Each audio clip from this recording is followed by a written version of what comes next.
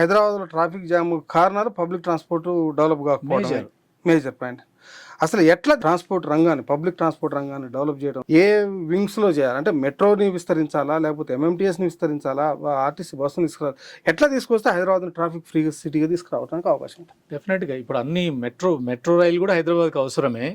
Metro రైలు కూడా ఇప్పుడు కొత్తగా కాంగ్రెస్ గవర్నమెంట్ వచ్చిన తర్వాత ఎల్బీ నగర్ నుంచి శంషాబాద్కి ఒక రూటు, హైకోర్టు వరకు, లేదా ఓల్డ్ సిటీ రూట్ని ఇప్పుడు ఇమ్లీబన్ నుంచి ఫలక్నామా కంటిన్యూగా శంషాబాద్కి, తర్వాత హయత్ నగర్ వైపుకి, సో నాగల్ టు ఎల్బీ నగర్, ఇట్లాంటి కొన్ని రూట్లు చెప్పింది.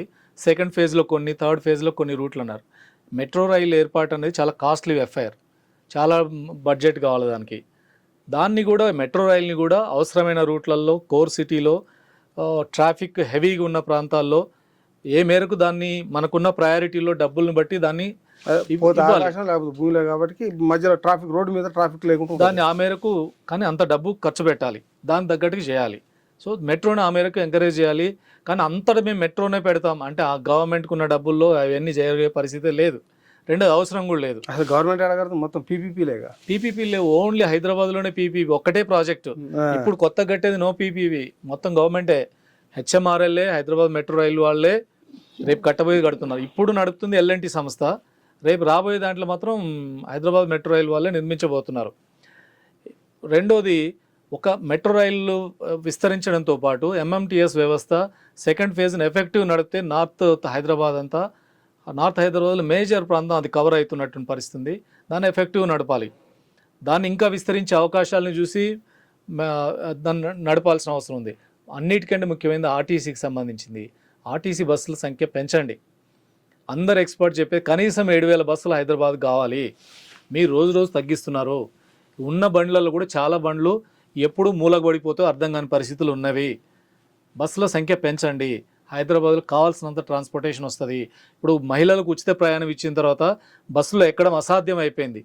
ఉచిత ప్రయాణం మహిళలకు ఇవ్వడం ఎంత గొప్ప నిర్ణయమో, బస్సులో సంఖ్య పెంచకుండా పోతే అదే రివర్స్ అయ్యే పరిస్థితి ఈరోజు కనపడుతుంది. సంఖ్య పెంచండి.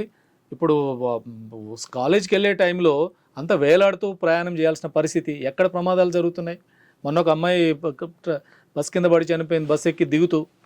సో ఇట్లాంటి ప్రమాదాల కారణం ఈరోజు మనకు కనపడుతుంది. అదే ఇప్పుడు మనకు మెట్రో రైలు చూస్తేమో, మెట్రో రైలు హైదరాబాద్లో నడుస్తున్న మెట్రో రైలు ప్రైవేట్ సంస్థ నడుపుతుంది, ఎల్ఎన్టీ సంస్థ నడుపుతుంది. వాళ్ళు లాభమే లక్ష్యంగా చూస్తున్నారు.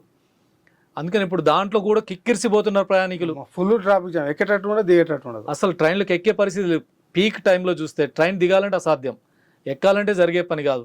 ట్రైన్లో నిలబడాలంటే కూడా టైట్గా ఎంత భయంకరమైన పరిస్థితి ఉంది. ఇప్పుడు ఒక్క ట్రైన్కి 3 కోచ్లు వేస్తున్నారు. ఎందుకు ఇంకో 3 కోచ్లు యాడ్ చేయకూడదు?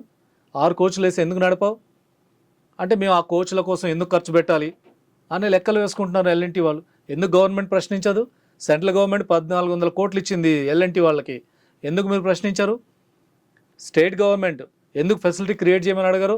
ఇప్పుడు వాళ్ళు మళ్ళీ మెట్రో ఛార్జీలు పెంచమని గవర్నమెంట్కి ఉత్తరం పెట్టుకున్నారు. ఇప్పటికే ఛార్జీలు ఒప్పందానికి ఎక్కువగా వసూలు చేస్తున్నారు, మళ్ళీ పెంచాలంటున్నారు. ఎందుకు దాని మీద, మెట్రో మీద అదనంగా 3 కోచ్లు వేయమని ఎందుకు అడగరు?